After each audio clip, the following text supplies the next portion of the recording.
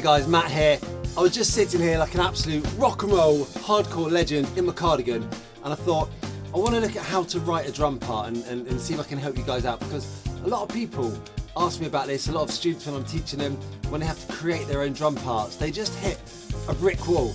And I think a lot of us put pressure on ourselves. We somehow think these other drummers that we aspire to be like, just like genius just drops into their hands.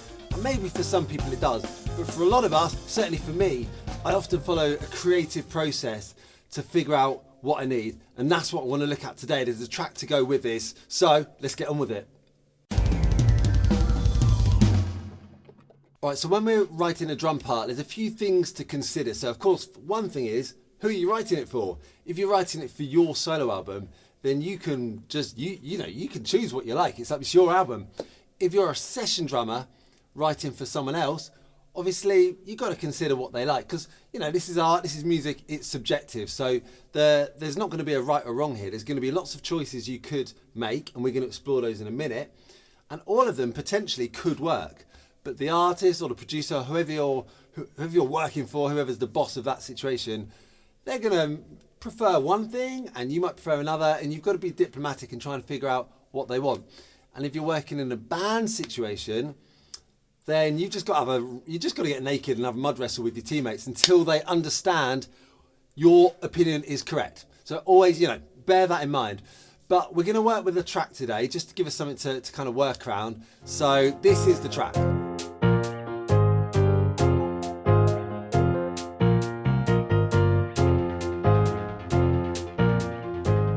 Right, so listening to that track, there's quite a syncopated rhythm going on, quite staccato notes. So there's some obvious rhythmic choices we might want to make, but we might also want to lay right off those and just go straight. So as a drummer, when you approach it, if there's a kind of obvious quirky little rhythm going on, you do have to make that decision. Like, do you go full on and follow the rhythm?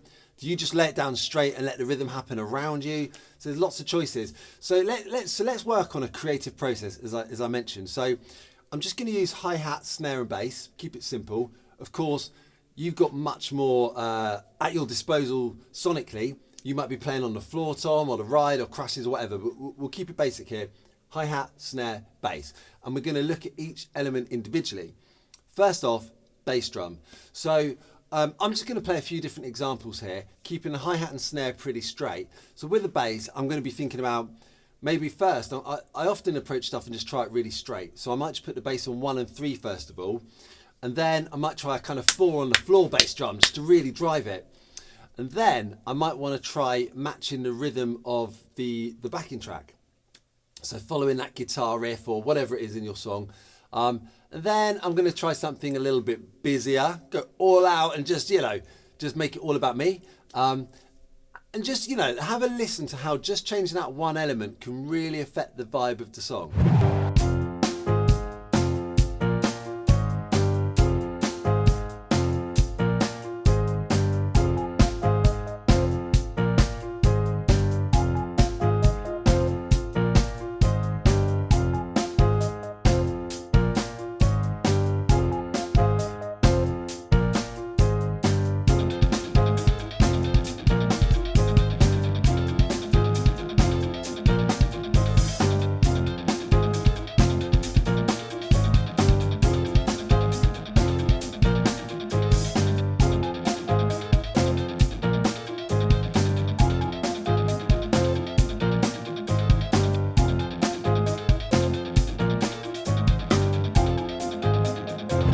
Okay, so you kind of hear what a difference just the bass can make.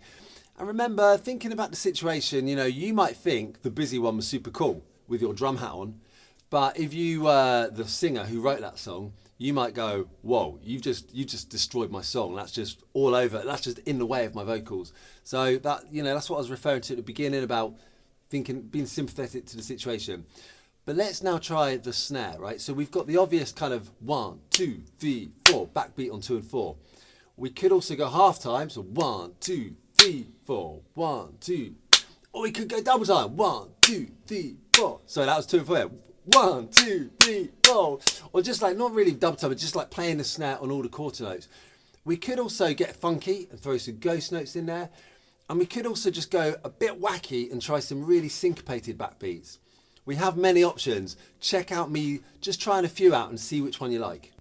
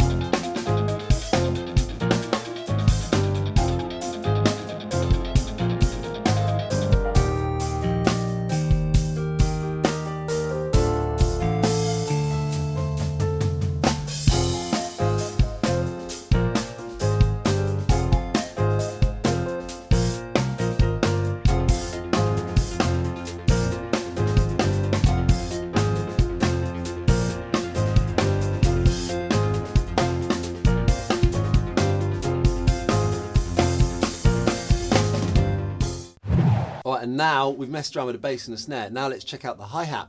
So obviously laying it down with straight eighth notes is an obvious option. But of course we could have the hi-hats closed, we could have them all the way open, or we could open them just on the and, or we could open them just on the downbeat. We could also play them only on the and. So we're really giving that emphasis on the and. We could play 16 beats.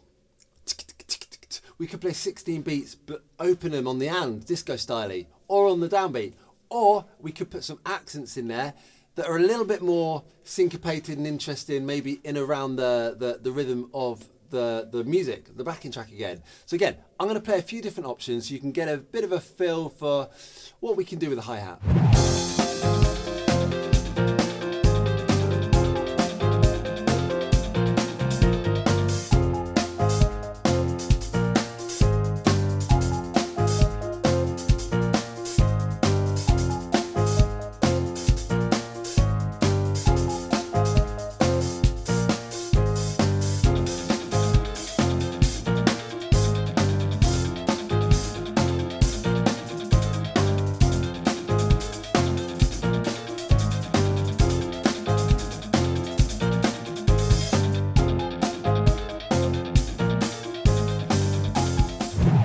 All right, so we've looked at bass, we've looked at snare, we've looked at hi-hat options, but of course they don't work in isolation, so we can actually mess around with all of those.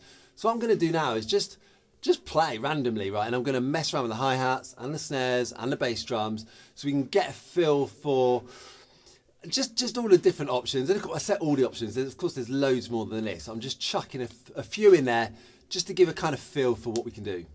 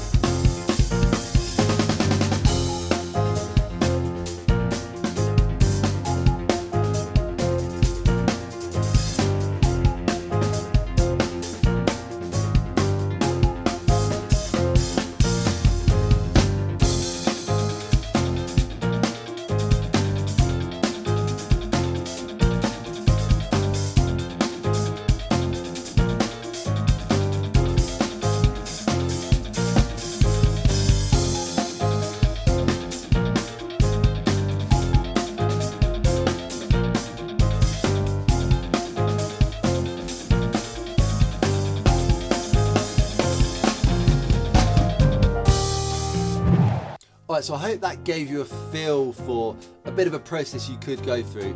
And this backing track's available to you, so just click underneath this lesson and you can go and grab it for free. And just come up with your own ideas.